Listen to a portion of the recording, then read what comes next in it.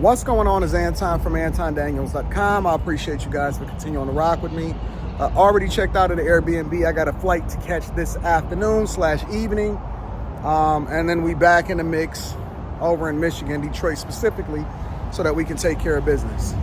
In the meantime, I kind of want to summarize this whole trip and give you some insight and information on what it is that I see, because even though this is not like an official travel trip, like how I usually do things, go out and explore and all of that other type of stuff, we spent the overwhelming majority of our trip entertaining my daughter and my wife because it was their birthday.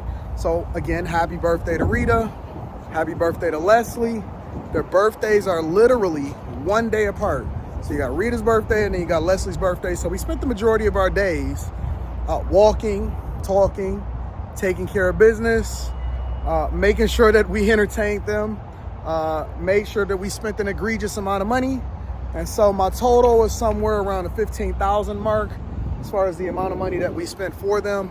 And then in addition to that, we did Disney World, we did Universal Studios, we did City Walk, we did the Universal Walk and all of that, and the Disney Walk and all of these other different walks and stuff like that.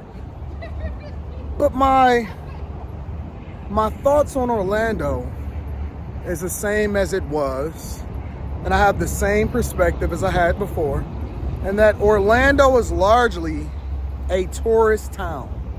So if you are a person that is looking to get away from the hustle and bustle in a city, and it doesn't mean that you don't have International Drive and Kissimmee, Florida, and you got downtown Orlando, but it's not like Miami. You know what I'm saying? It's not even like Fort Lauderdale. Certainly isn't like Tampa. It's a weird city. You know what I'm saying? It's just weird in that there's so much building, so much housing, so much undeveloped land that is being developed, but the overwhelming majority of the development is houses, right? You don't have any real culture. You don't have anything that separates it or makes it unique as a city. You know, even the places that you don't necessarily care for. So for example, you could take the Chicago's, and Chicago has, and I'm not saying that people don't necessarily care about Chicago, but I'm not necessarily a fan of Chicago because it's the same distance west as Pittsburgh is east. And I think that Pittsburgh is a much better, more beautiful cultural city that has so much to offer and so much more to do than in Chicago. But that's an example of it, right? And that Chicago has its own culture and you had different things that's going on there. They got public transportation and stuff. And then you got Pittsburgh. Pittsburgh is unique. Most people don't even know about Pittsburgh because Pittsburgh it looks like it's carved out of a mountain, like the whole city. The downtown is unique. You know, they got a lot of foodie type of places there. You can take Milwaukee, and most people that live in Milwaukee don't know nothing about Milwaukee. Miami has so many different types of scenes. You have Brickell, which is like the downtown, you know, place, but on a much larger scale and much more expensive. And then you got the Design District, and then you have South Beach, and then North Beach is completely different to South Beach because South Beach is the party avenue, and then North Beach is more like, you know, oh man, it's quieter, but we still overlooking the city, right? And then you have the normal people, and then you got Little Havana, and then you got Overtown, which is like gentrification city, right? And I don't want to walk down here too much because I know that they got a lot of I don't know if y'all can hear that, but we already hear the music, and I don't want the video to get demonetized. Because if I'm gonna take out my time to even be able to have this conversation with y'all, I want to get my bags. You know what I'm saying? But it's so many different things and so much different culture. But Orlando, let me tell you about what it is that I see from Orlando, both from studying it, visiting it, and talking to the locals, right? There aren't any real locals in Orlando. Most of the people that come to Orlando are tourists. They are people that originally would have retired further south, but they got pushed up north because there's so much. Let me go this way. I'm gonna come back this way.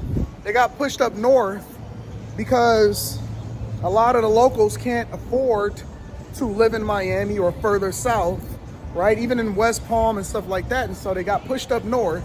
And then now even in Orlando, it's starting to be difficult for people to be able to survive just on a regular everyday salary, right? And so Orlando is kind of weird because you're starting to see an influx of people here.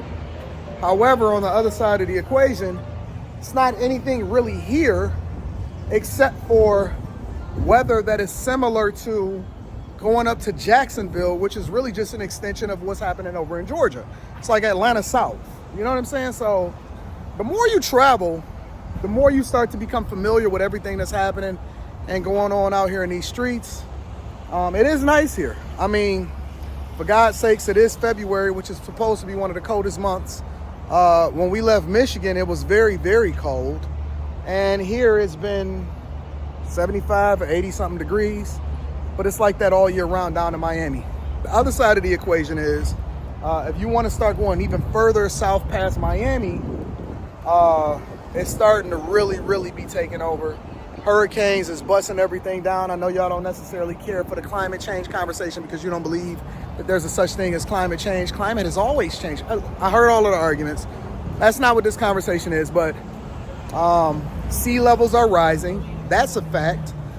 Whether you agree with the terms or not, everything is changing. The warmer waters are starting to create worse weather when it comes to our hurricanes and things like that. And then last but not least, people are being uprooted from what they thought was their homes, and the face of the earth is changing significantly. So all I'm saying is, understand where you're moving, go and visit and talk to the locals, participate in what's going on in your local economy, and then you can better understand whether or not it's a place that you should be in long term, or if it's somewhere you just want to visit short term. And that should inform your decision of whether or not you even want to buy a place, or you want to rent a place, or even if you can afford to live there. You know what I'm saying? So it's so many different opportunities and avenues that you can go down. But in order for you to really, really make the most out of your situation, you need to understand what's going on in these environments, right? And so I have a lot of information based off of my real life experience, places that I've traveled to, opportunities that's presented to me.